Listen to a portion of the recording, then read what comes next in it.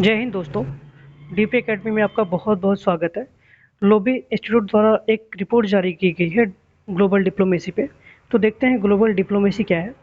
Global diplomacy index दुनिया के सबसे अहम राजनयिक नेटवर्क को ट्रैक करता है। इसमें एशिया के 66 देश, G20 और आर्थिक सहयोग व विकास संगठन OECD शामिल है। इस इंडेक्स की रैंकिंग किसी भी देश की विदेश नीति और दूसरे देशों से उसके संबंध के बारे में बताती है। तो क्या है ये ग्लोबल, ये तो आपने समझ लिया। अब देखते हैं रैंकिंग क्या है भारत की।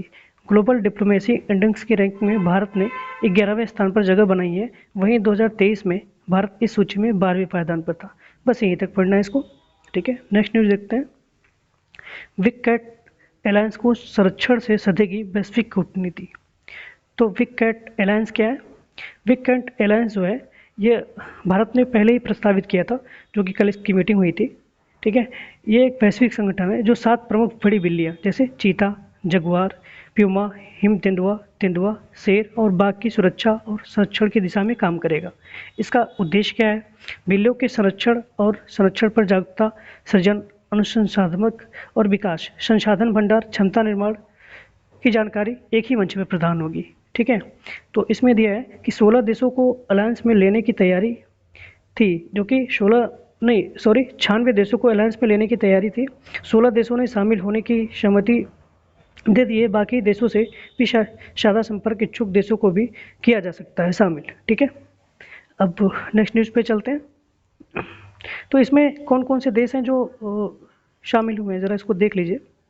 इंटरनेशनल बिग कैट अलायंस से जुड़ने के लिए Armenia, Bangladesh, Bhutan, Brazil, Cambodia, मिस्र, Ethiopia, Ecuador, Kenya, Malaysia, Mongolia, Nepal, Nigeria, Peru, Suriname और युगांडा ने सहमति दी है।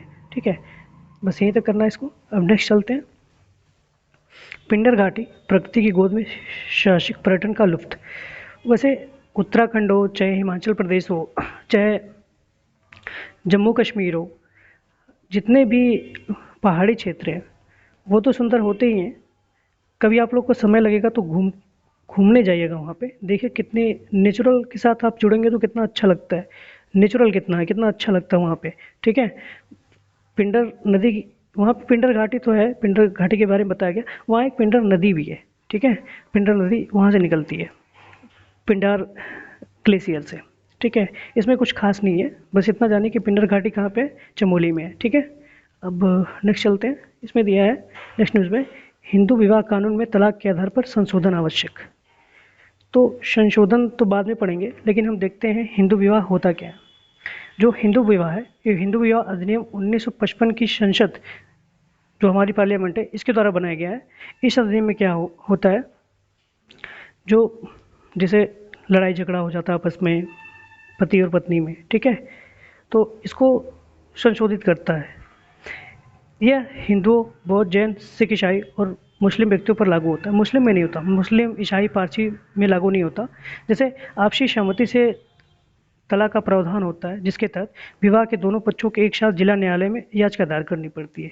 ठीक है, फिर क्या होता है आगे, आगे जो है यह इस आधार पर किया जाता है कि 1 वर्ष या उससे अधिक की अवधि के लिए अलग रह रहे हो। ठीक है, तथा एक साथ रहने में सक्षम नहीं है और पारस्परिक रूप से सहमत हैं कि उनके वैवाहिक रिश्तों को समाप्त कर देना चाहिए।